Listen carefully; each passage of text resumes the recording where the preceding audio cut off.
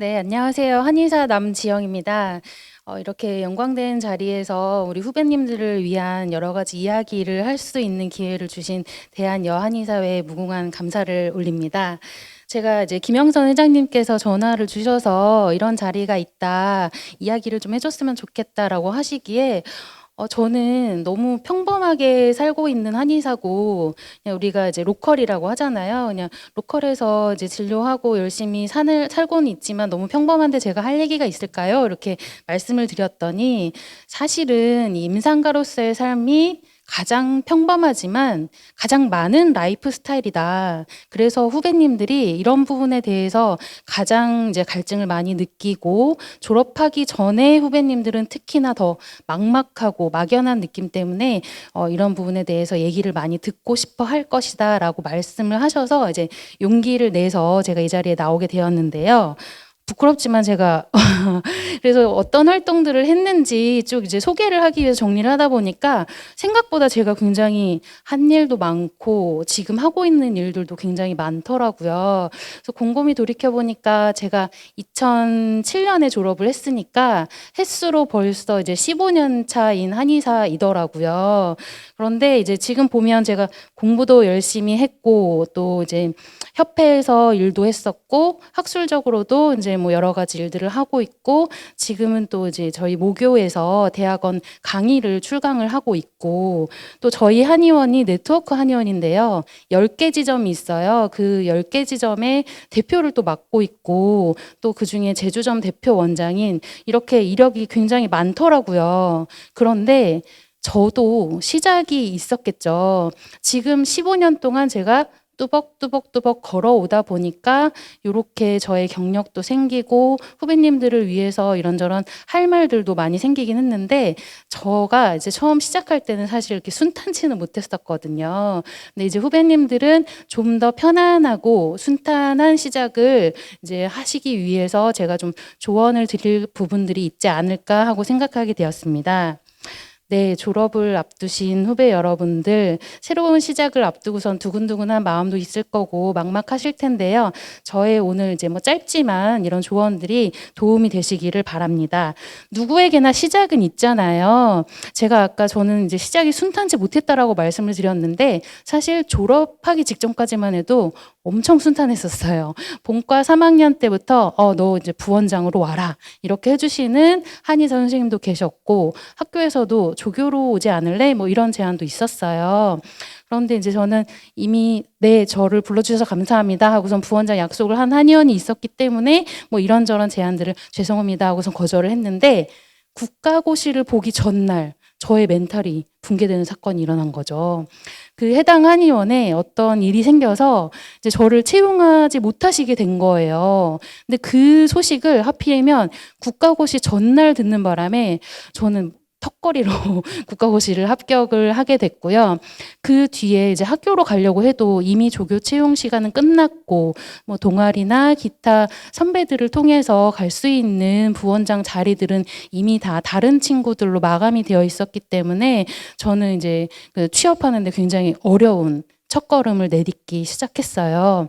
그래서 뭐 여차저차 여러 가지 뭐 복잡한 상황들이 있었는데 제대로 된 부원장 경험을 하지 못하고 그해 11월 말에 이제 개원을 하게 됩니다. 요즘 말로 이제 취원이라고 하죠. 그래서 이제 서울에서 비보험 위주의 이제 한의원을 하게 됐어요. 처음부터 그렇게 계획을 했었던 건 아니고요. 어떻게 한의원을 운영하다 보니까 비보험 위주의 한의원을 한 3년 정도 운영을 하게 되었고 중간에 이제 결혼과 함께 한의원을 제주도로 옮기면서 보험 치료 위주의 한의원을 10년 정도 하고 있는데요. 제가 뭐 어떤 인생의 계획을 난 이렇게 해야지 하고선 걸어온 것은 아니지만 그때그때 순간순간 닥쳐온 어려움이라든지 뭐 도전 이런 것들을 하다 보니까 이런 위치에 서게 되었고 그때그때는 저도 막막하고 굉장히 힘들었지만 두 군데에서의 한의원에서의 경험이 비보험 진료도 해보고 또 보험 진료도 많이 해보고 했기 때문에 후배님들께 다양한 경험을 말씀드릴 수 있는 자양분이 되었던 것 같습니다. 네. 이제 졸업한 다음에 진로가 뭐 여러 가지가 있죠. 저처럼 바로 개원을 하시는 분들도 계시겠지만 그런 경우는 이제 많지 않으실 거고 뭐 학교에 계속 계시거나 아니면 이제 뭐 공직이나 외국에 나가시는 분들도 계시겠지만 아무래도 가장 많은 거는 봉직, 뭐 인턴이나 부원장이나 때때로는 이제 뭐 요양병원 요런 데 취직을 하시는 경우가 굉장히 많으실 거예요. 근데 이제 미리 사전 질문을 받았었는데 뭐 개원에 대한 질문도 있었지만 뭐 취직을 하면 어떻게 해야 할 것인지 또 부원장으로서 내가 배우려는 마음가짐을 어떻게 가져야 할지 어떤 부분을 이제 배워야 할지 뭐 이런 질문들이 좀 많으셨거든요. 그래서 아무래도 가장 제가 초두에 말씀드린 것처럼 가장 많은 라이프 스타일이 이 봉직인 만큼 오늘은 이제 시간이 짧아서 봉직으로서 시작하기 위해서 준비할 부분들에 대해서 말씀을 좀 드려보고자 합니다. 네, 임상의라고 하잖아요. 우리가 뭐 보통 로컬이라고 하는데 로컬에서 우리가 한의사로서 일하려면 갖춰야 할 요건이 뭐 당연한 거예요. 환자를 치료하고 차트를 쓰고 환자를 관리하고 요 세 가지 부분. 그리고 만약에 여러분이 개원을 하시게 된다면 기타의 부분 있잖아요. 뭐 이제 직원 관리 그리고 뭐 사람들과 어떻게 만날 것인지 그리고 이제 우리가 국가로부터 의료보험에 적용을 받잖아요. 그래서 행정적으로 해야 되는 부분들이 뭐 보건소라든지 건강보험공단이라든지 심사평가원 등등과 할 일이 굉장히 많거든요. 그런 행정적인 부분 그리고 내가 비용 처리를 하고 세금을 내고 뭐 직원분들 급여를 준다든지 뭐 이런 회계적인 부분 그리고 되게 자잘자잘하게 한의원을 하다 보면 맥가이버가 된다라고 하는데요. 설비 이런 것들이 있을 텐데 이런 것들에 대해서 이제 관심을 가지고 궁금하신 분들은 저한테 따로 뭐 이메일이나 연락 주시면 제가 답변을 드릴 거고요. 일단 위에 세 가지를 좀 보실게요.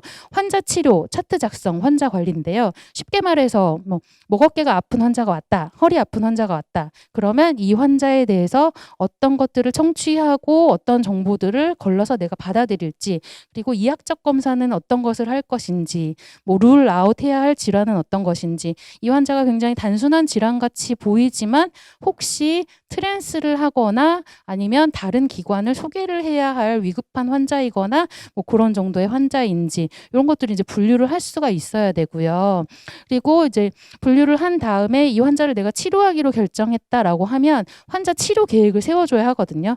근데 여러분들 지금 이제 학생이시기 때문에 이런 부분에 대해서 사실 실질적으로 생각하시기가 굉장히 어려워요. 교과서에는 뭐 이런 케이스들이 많이 나오지 않기 때문에 그래서 병원 실습을 한다든지 할 때 이런 교수님들이 치료하시는 과정이나 인턴 선생님, 레지던트 선생님들 치료하시는 과정을 좀 유심히 실질적으로 좀 보시는 게 좋을 것 같고요.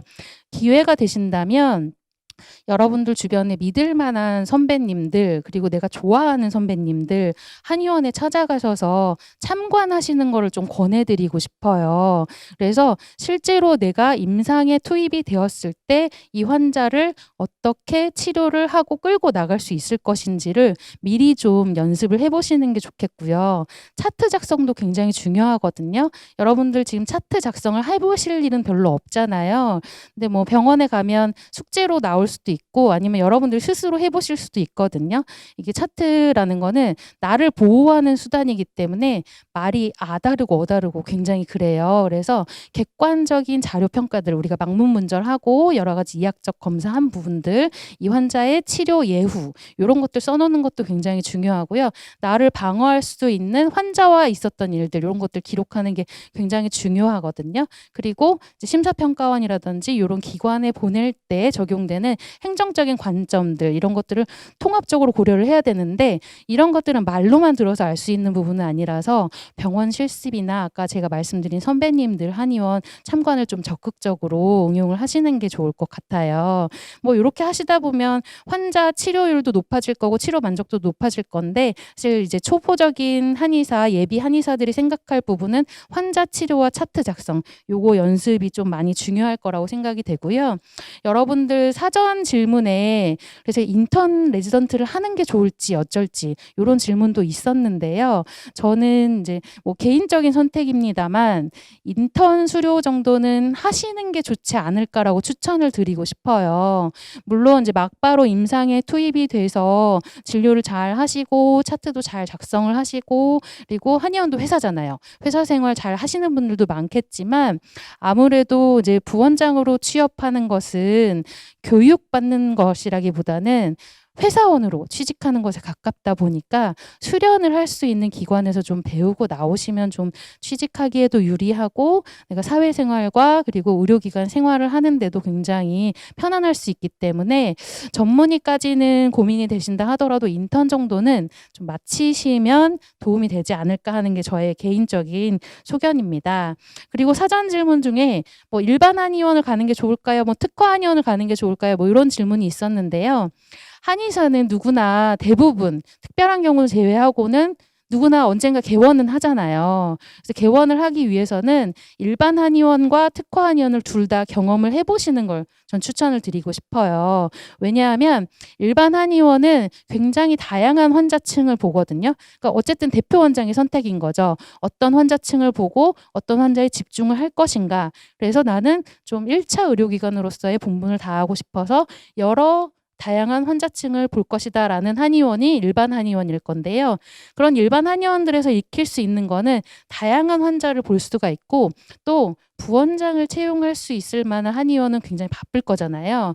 이제 밀어닥치는 환자들 속에서 이 환자들을 잘 분류하고 빨리빨리 진료를 해서 환자에게 도움이 되는 최적의 방법을 찾아내는 그런 스킬들을 익힐 수가 있거든요.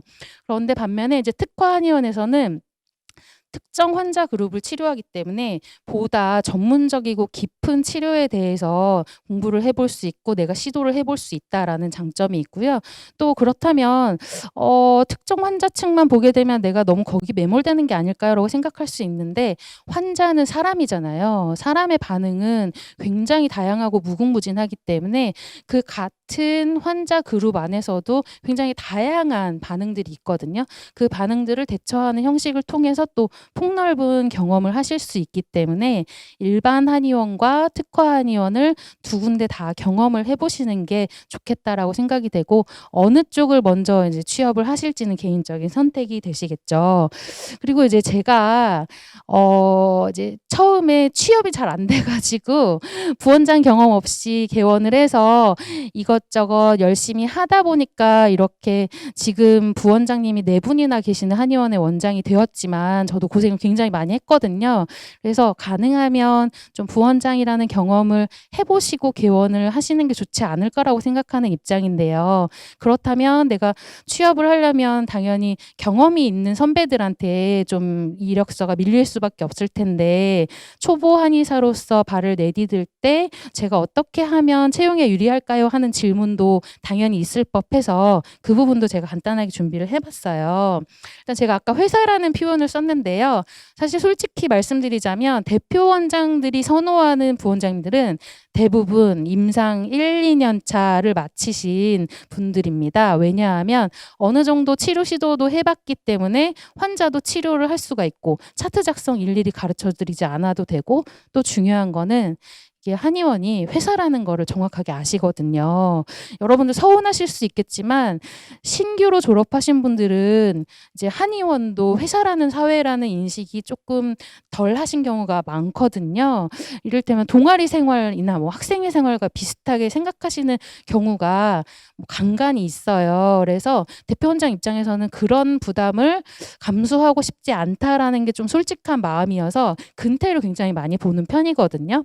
그래서 직장이라는 인식을 좀 확실하게 하시고 근무 조건이나 근태나 업무 방식 등 이런 거에 대해서 좀 협의를 하실 수 있어야 되고요. 그래서 맨 밑에 보시면 이력서에 도움이 되는 내용 있잖아요. 여러분들 뭐 아르바이트 경험 다 있으실 텐데 뭐 이런 대목도 좋아요. 제가 학생 이제 졸업했을 이제 졸업했기 때문에 임상 경험이 없는 거는 이력서 받는 측에서도 당연히 다 알거든요. 그래서 굳이 그런 것들을 지어내시거나 포장하실 필요 전혀 없으시고 학교 다닐 때의 경험을 바탕으로 내가 구직자 입장에서 구인하는 사람에게 매력적인 이력서를 만들면 되는 건데요. 뭐 아르바이트 이런저런 많이 해봤고 그때 뭐 한 번에 지각도 하지 않고 열심히 이제 근무한 바가 있다. 뭐 이런 대목도 좋겠고요. 그리고 업무 방식 같은 경우에는 뭐 아르바이트 이외에도 여러분들 이제 뭐 대학교 다니면서 여러 가지 뭐 이렇게 팀 과제 같은 거 하잖아요. 조별 과제. 그럴 때 내가 어떤 역할을 맡아서 어떤 것을 진행을 했는데 그걸 성공리에 마칠 수 있었다. 이런 경험도 굉장히 괜찮거든요. 그리고 진료 도구 많이 갖고 계시면 좋아요. 이게 무기잖아요. 그래서 추나에 대한 질문도 있었는데 추나 저는 여한의사들도 할 수 있어야 된다고 생각을 합니다. 할 수 있는데 못하는 것과 내가 할 줄 몰라서 못하는 것은 다르거든요. 그래서 졸업하기 전에 추나라는 스킬에 대해서 좀 익히시는 거를 추천을 드리고요. 그래서 초보 공직가 알아야 될 사항들 제가 이력서에 도움이 되는 내용으로 지금 먼저 말씀을 드렸는데 위에 보시면 직장이라는 인식이 좀 확실해야 된다. 이거 근로계약서 처음에 나와 있는데요. 여러분들이 직장을 선택하실 때 근로계약서를 명확하게 써줄 수 있는 직장을 선택하시는 게 좋거든요.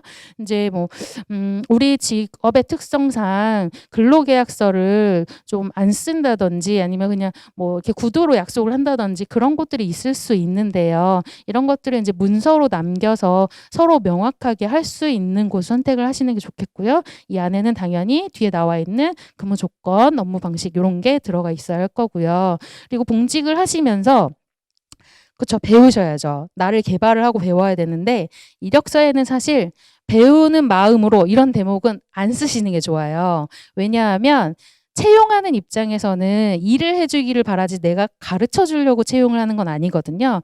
하지만 초보 한의사를 채용을 할 때 물론 그 한의사도 배워야 되고 나도 이제 그 신규 졸업한 한의사를 통해서 여러 가지를 배워야 된다. 서로 배워야 된다라는 거는 서로 다 알고 있어요. 그렇지만 그거를 이제 물 위로 올려서 굳이 명시를 하실 필요는 없으실 것 같고 이렇게 근로계약을 잘 지킬 수 있고 나를 개발할 수 있는 직장을 선택하셨다면 마음속으로 이곳을 다니면서 내가 진료 능력을 이렇게 발전시켜야지 또 월급을 받아서 이렇게 운영을 해봐야지 또 나중에 내가 개원을 하기 위해서 이 한의원에서 어떤 것들을 배워야 되겠다 이런 것을 이제 마음속에 두시고 염두에 두시고 대표 원장에게 문의하고 협의하고 같이 상의하시는 거는 저는 괜찮다고 생각을 해요. 그리고 여러분 우리 한의사들 굉장히 많은 한의사가 있는 것 같지만 사실 가까이 또 있거든요. 그래서 우리 한의사들끼리 할 수 있는 여러 가지 인적 네트워크가 주는 힘이 굉장히 많기 때문에 학교를 졸업하기 전에도 이제 선배들과 관계를 잘 맺으시길 바라고 졸업하신 뒤에도 여러 가지 인적 네트워크들을 통해서 여러분들 인적으로 발전시킬 수 있는 기회가 오셨으면 좋겠고요. 봉직을 하면서 뭐 직원 관리나 환자 관리들 이런 것들 배울 수 있으면 더할 나위 없이 좋겠죠. 근데 이것들은 전부 다 이제 직장을 잡은 뒤에 얘기고요. 직장을 잡기 전에는 이력서를 잘 쓰시고 좋은 직장을 잘 골라야 되기 때문에 제가 이번 슬라이드 보면서 강조드렸던 것 여러분들 잘 기억하시길 바라고요. 오늘 짧아서 제가 많은 얘기를 못 드렸는데 혹시 이제 끝난 다음에 질문이나 궁금하신 거 많이 있으실 텐데요. 그렇다면 저한테 이메일로 보내주시거나 대한여한의사회 통해서 연락 주시면 제가 충실하고 성실하게 답변 드리도록 하겠습니다. 저의 여러 가지 조언들이 여러분께 도움이 되셨기를 바라면서 경청해 주셔서 감사드립니다.